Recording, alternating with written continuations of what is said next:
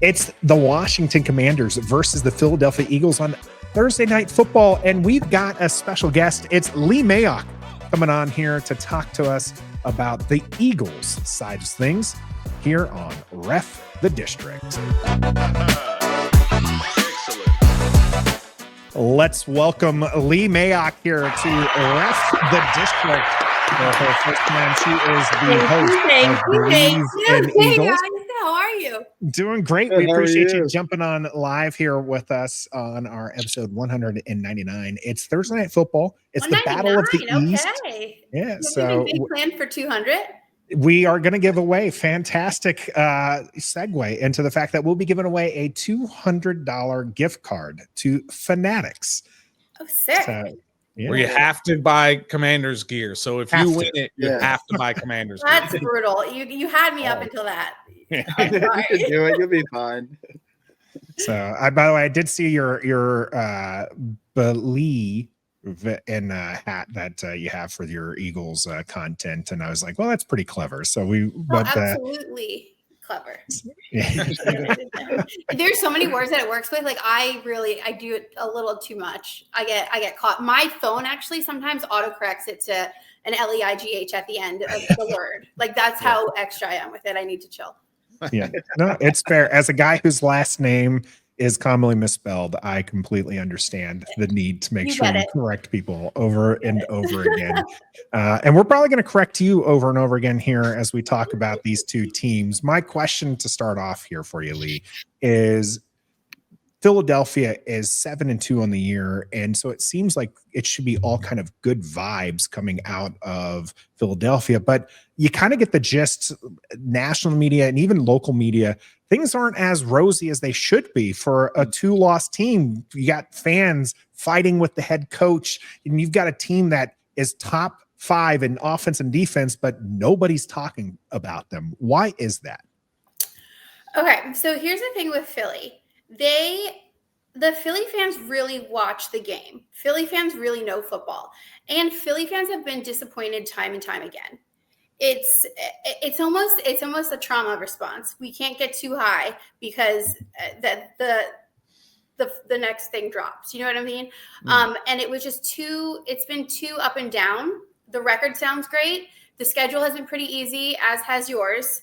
And it's just we can't believe in it too deeply yet. I saw Andrew Brandt posted a tweet after the Cowboys win the other day, and he was like, I think the Eagles fans are the only people that don't think the Eagles are Super Bowl contenders. And it's because we're afraid to. We're not ready yet. I mean, even the Jags game, that was ugly. I mean, it's just too much up and down, and we've been through it too much to be all in. And I think that's a fair coping mechanism. My question for you, Leigh, I know we got to talk football, this particular game, but I'm always curious about how somebody kind of gets into their fandom. Okay, you're an Eagles fan.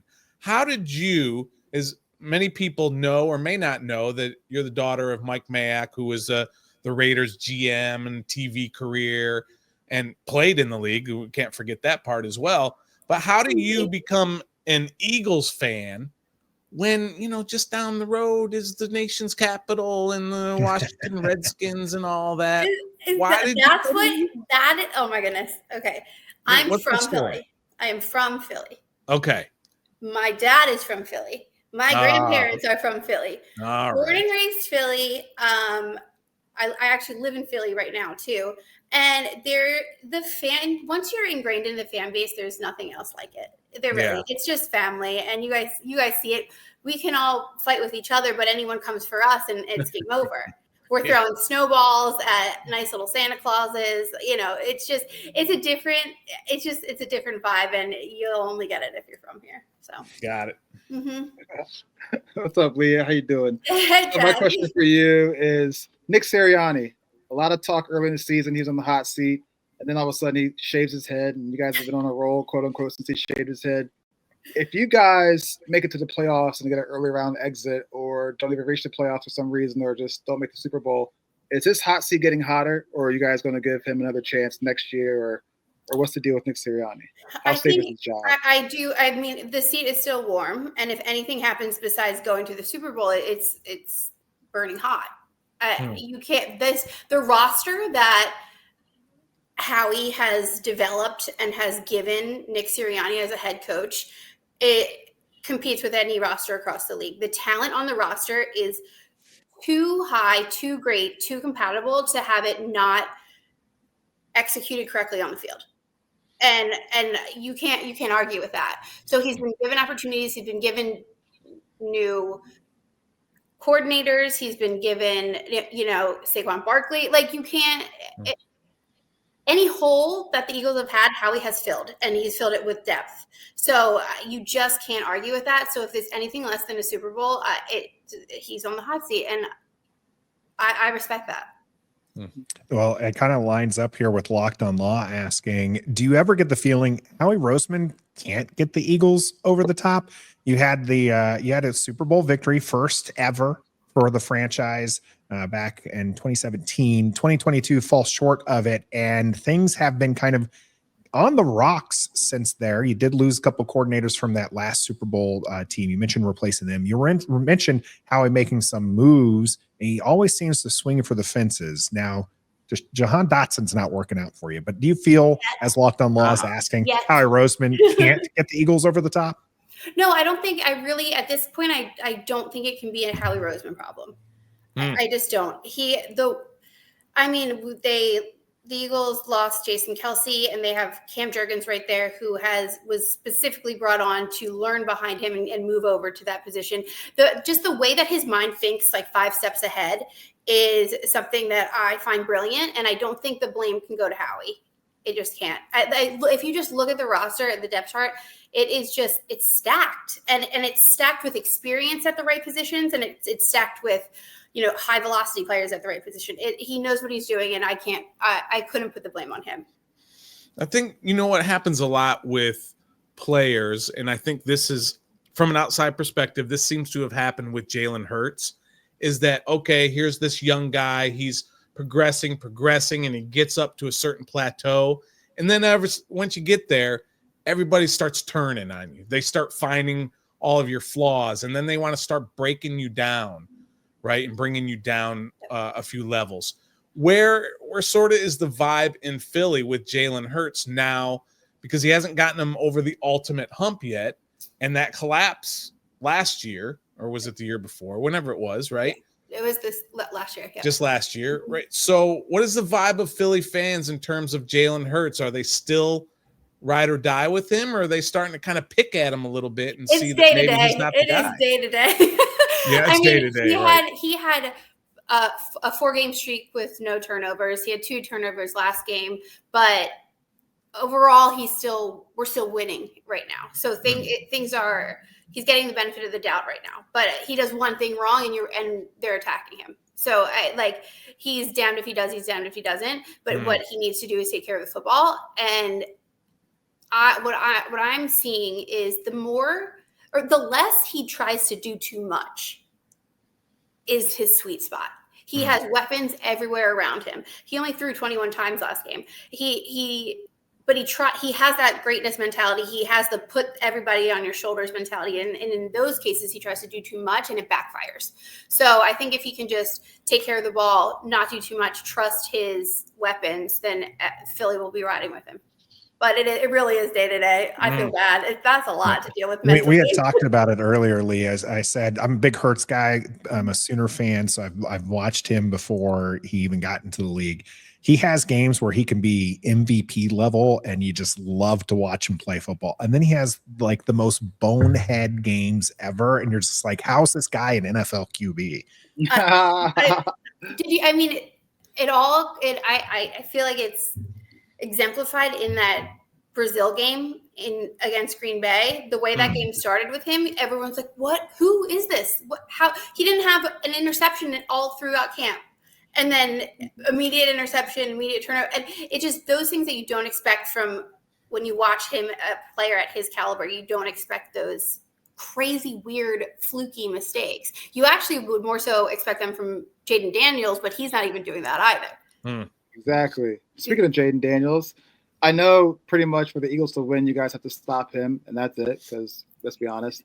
But in order for the Commanders to have a chance or a really good chance of beating the Eagles, what do the Commanders have to do? Since you guys are stacked all across the board, from defense, offense, special teams, you guys have more than just a quarterback. You got A.J. Brown, Devontae Smith, Saquon Barkley, Jalen Hurts, and then that's just offense. So, like, what can we do to give us a chance to win tomorrow night? I mean, if Jayden is so explosive in the quarterback run game, if he can beat us that way, it's kind of game over. I think that's what it comes down to. If he continues to take care of the ball, I mean, the craziest thing to me is the fact that you guys are number one in least turnovers, correct? Least turnovers, absolutely. With a rookie quarterback at the helm, that is an insane statement to say, and it's and I mean, he's just killing it.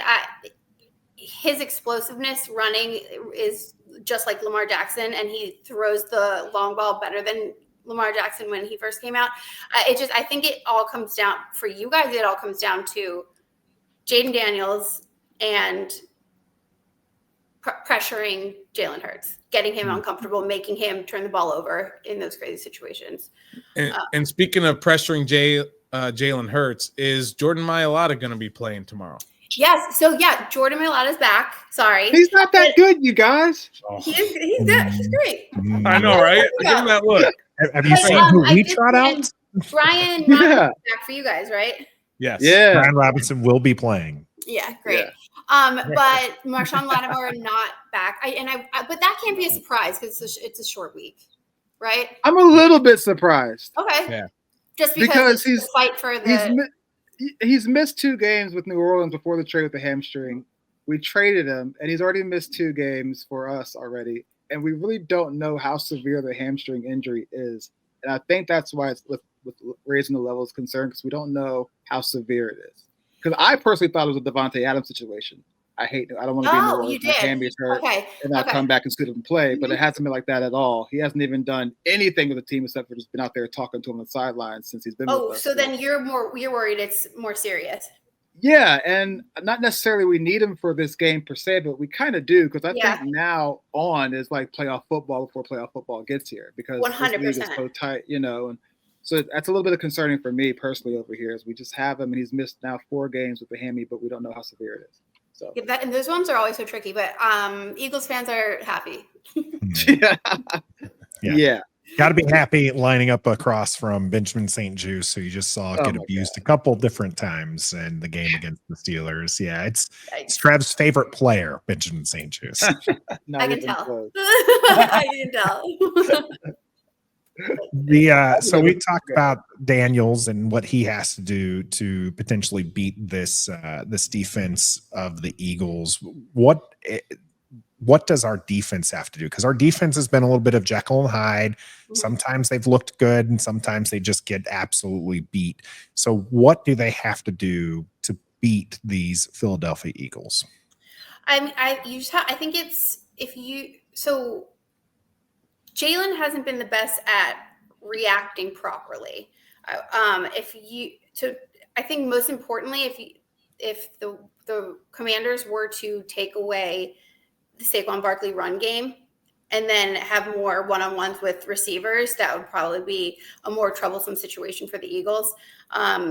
Take away that run game, and that's half our offense lately. So yeah, well, not a good chance of that happening, unfortunately. Yeah, we're really missing Jonathan Allen right now. A lot of our fans, you talk about the Eagles fans being finicky with Hurts.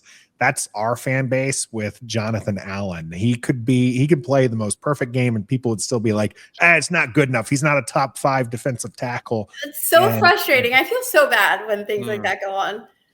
But you're like, be consistent, and then people won't talk about it. That's true. That's fair. Let's see. So my last question for you, Leigh, is Zack Ertz is coming home for the first time since he left in Philly. And I mean, what he did in Philly for 8 years, something like that, 8 or 9 years, and all that, and a Super Bowl. And what's the reception going to be? Because it's been a while since he's been gone. What's the reception going to be in Philly for Zack Ertz? It will be. I would think that everyone will be excited to see him. But if he does well, he'll get extra booze. That's Phillies fans. More of the love. Yeah, 100%. Came for him. Brian Johnson's coming back. Zacchaeus is coming back. Yeah, I mean, Zack Ertz is a different level. He's going to Zack Ertz is a different level. Yeah. It'll be loving booze, but they'll be palpable. Yeah. My last question is, so like Stoner said before in your introduction, you were a daughter of a former NFL GM and Mike Mayock for the Raiders. Were you actually a Raiders fan at one point, or were you just donning it because he's your father and you were supporting him? Or if you were, what's it like being a Raiders fan? Honestly, I was. Once my dad got the job, it was automatic. Like I was ride or die Raiders. Oh. But the nice part is that the Philly people got that because they really we're from here. Like when we see others do well, when it's not specifically against us, we're rooting for them. So the Eagles let me be a Raiders fan for a couple of years, and it was almost bad for my health how much of a fan I was. Like it was like living and dying with each series. Like it was the craziest experience of my life. One of the coolest though too. And Raiders fans are wild. I will love them forever. They I always say that the Raider fans and Eagles fans are so similar. Just like they're absolute psychopaths.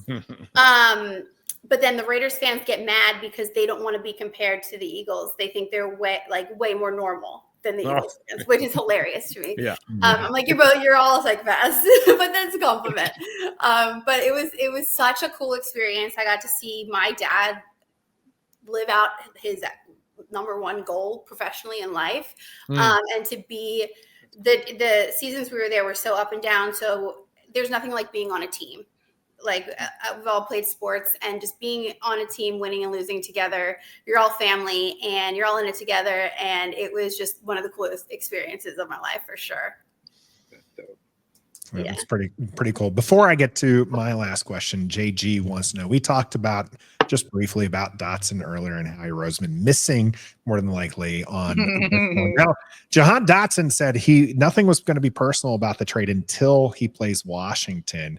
How are you and Philadelphia fans feeling about Jahan Dotson? Is what JG's asking. Surprisingly, Philly fans have been giving him some leeway.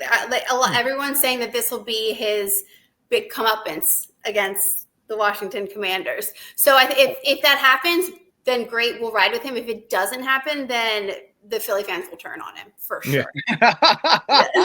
Well, he's for failure then, because I know Coach Lombard, who is our resident Eagles fan, saying he's starting to catch some more there. But I mean, you look at his season stats and he's just not where he should be. And it was a little bit disappointingly for us as well, because we were very high on him after his rookie year. His sophomore season just wasn't good. And for him to not make the team as a first round pick was pretty big, sent pretty big ripples here. And people thought only getting a third was also ludicrous. But then all of a sudden you have him third being more valuable than what a lot of these better wide receivers are getting. So that is but it is time to put up or shut up. It's time. Yeah. What I have to ask you guys a question though, if we have time. So I feel like you're turning the page, turning a chapter. You have your new quarterback. You have new management. Are you all leaning into that, or is it still like residual effects from before, kind of how Eagles fans are scared of being all in? What's it like in Washington fan base wise? Like, are you leaning in or are you afraid? Both. Yes, for me personally, because I wasn't old enough to experience the glory days in the 91, the Doug Williams and the John Riggins. So my only success story is RG3, and that ended abruptly, with the knee injury. So abruptly, yeah. I'm super excited. I'm stoked. I'm also very, very nervous to go all in, just because we've been traumatized and tortured for the past 30 years with the previous regime, that they put a damper on any glimmer of hope we used to have. I mean, for God's sakes, last year we were like, Sam Howell's the man. Like, that's how bad Ashburn syndrome we were. We were 4-13 later. Anything, give us anything. We'll trade him for a 6th rounder. Yeah, anything. So, just for us to have a competent head coach the guy at quarterback, a competent GM who has had a lot of experience, successful experience in the league, and Adam Peters. And he's actually being behind John Lynch too is such a great place to be. Exactly. Yeah. And just to hear free agents and the buzz around the league that people want to come play for Dan Quinn and want to come to Washington, it's just like still in shock. I mean, like I'm still in shock about Bobby Wagner being on our team, like for real. No, like, I believe it. We were happy for Eric Bieniemy, we were happy for Ron Rivera, we were happy for Sam Howell, but like Bobby Wagner like wanted to come to us is just like mind blowing for me to this day. So I'm all in, but I'm still like I got to put my seatbelt's still on. I'm not ready to unbuckle. 100%. I still got my safety belt on. No, that's so understandable. That's completely. That's so I haven't gotten to that point to where I'm concerned about the other shoe dropping. I'm not there anymore because we've just seen too many sort of competent moves, decisions that are being made that are intelligent, that we have been wanting or been asking for years and years, whether it's personnel moves, on the field moves, off the field moves. All of these things have just been so competent and intelligent and looking at the long-term vision. Mm-hmm. And I think Marshawn Lattimore trade is a perfect example of that. Absolutely. That was huge. Maybe he's not going to play 1 game, 2 games, 3 games, or even 4 games, but he's going to play for the stretch run, and he's under contract for 2 more years. And that's a long play. That's to get a guy in here that we need. Yeah, we'd love to have him match up against A.J. Brown, but we're looking at the long term. And so that's what's allowed me to sort of take that seatbelt off, like Trev said, and be able to just be all in and say, I believe everything that's going on with this team has a successful outcome somewhere down the road. That must be so refreshing. Oh, it's unbelievably so. You know, for a long 7-3 and a rebuilding year, it's nuts. I going into Thursday Night Football, fighting for the #1 spot in the NFC East in November. Yeah. That's pretty cool. Up until last week, right? The #2 seed, only behind Detroit. Hopefully, going to get back there again. I think the time for trepidation was months ago when it comes to being a fan of this team, Lee, because as Stoner mentioned, there's just all these smart decisions. So maybe we didn't agree with them, right? There's fans who didn't like the Dan Quinn hire. He wasn't 2/3 of the pod here didn't think that should have been the pick. Oh wow! And then you have you have him bringing in super competent people and people wanting, coaches wanting to come here. I mean, we talked extensively about the offensive side. Cliff Kingsbury's here, sure, but then you have Anthony Lynn, you have Brian Johnson. Like on the defensive side, you're getting people to follow Joe Witt Jr. and come together there. So you have a lot of respect. You have players who are wanting to come here. Maybe a lot of them we thought were a little bit over the hill, but Wagner is still a great player. Zack Ertz has been doing great. He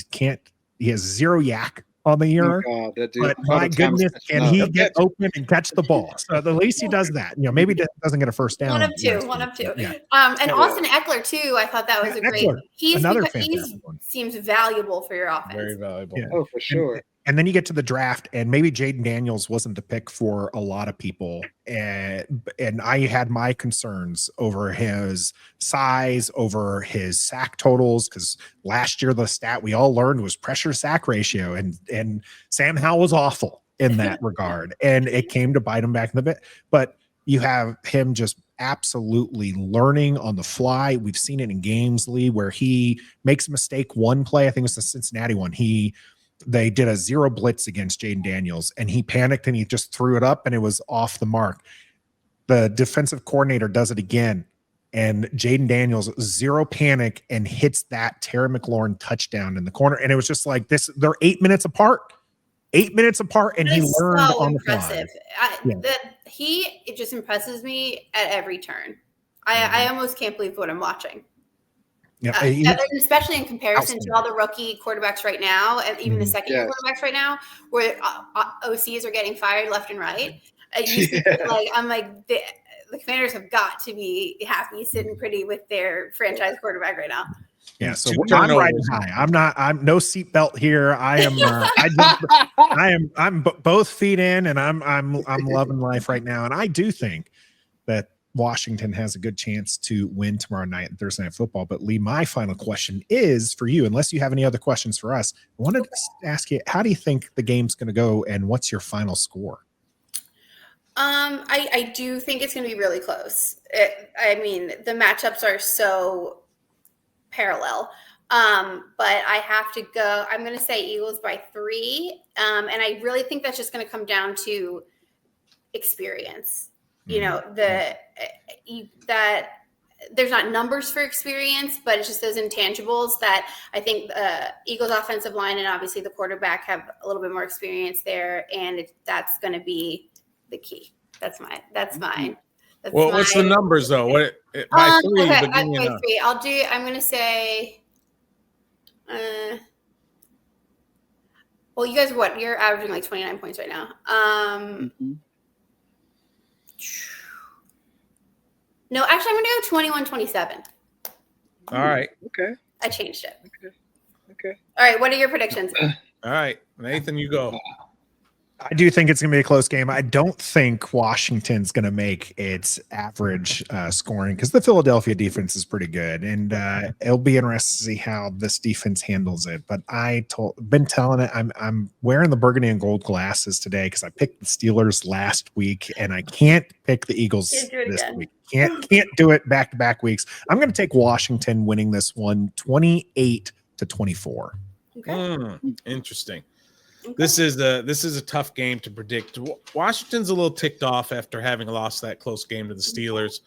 Philadelphia had that easy game against Dallas last week, so they're kind of riding high a little bit, and we need to bring them down a peg. Philadelphia has not seen a quarterback like Jayden Daniels all year long. They've had almost all drop-back quarterbacks other than Daniel Jones. But Daniel Jones is Daniel Jones, right? They have not seen a weapon like this in Jayden Daniels. And so I think he is going to be able to get what's coming, what's being offered out there. So I don't believe Philadelphia's going to be able to stop him quite as much as you want to. However, I got 2 words for all of those who think Washington is going to win, and those 2 words are Saquon Barkley. Round of applause. Where's that round of applause button you guys got? It broke. Yeah, Stoners are Debbie Downer, so he gets the trombone. But I think it's going to be a high-scoring game. I don't believe that Philadelphia's defense is going to be able to stop Jayden Daniels. However, we're not going to be able to stop Saquon Barkley. He's going to go for 200 all-purpose yards and 2 touchdowns. Give us the score. So I got Philadelphia 31, Washington 27. All right, I love that. I don't love it, but that's what I think. I got Philly 31-21. Pretty much what you said. Am I the lone wolf tonight? Yeah. Oh, I really thought this was going to be. Our offensive line too banged up for this short week. Our secondary cannot match up with their wide receiver room, including Jahan Dotson. He might not get the targets that he wants, but this might be the game where he goes off. It might be his game. It might. He just has too many weapons, and then Saquon Barkley, as long as he doesn't, jump over his backwards or do a cartwheel or a somersault or the triple axel, the triple axel will be okay. But he is a different beast. No matter who he's played for, he has been a problem for Washington. No matter who we've had on our team, just can't seem to stop that guy. So 31-21. It's close in the beginning, but then the Eagles just pull away.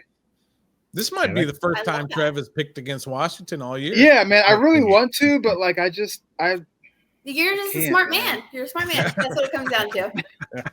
Is that what it is?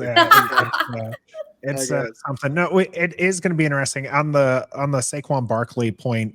Who was the guy he jumped over, and has he retired from the NFL yet? Because I feel like who that was. I forget. I don't remember who it was, but I remember seeing his reaction, and it was so funny because he was also in awe of what just happened. Like, you can't help Philadelphia bench was in awe. That was actually a great camera shot where they're like, "What? You've ever seen?" Like, you can't do that in an NFL game. That was insane. Maybe not so insane is Washington winning. Our viewers have voted 78% going in the good guys' favor. That's the Commanders on this podcast. Oh, interesting. Never heard that one.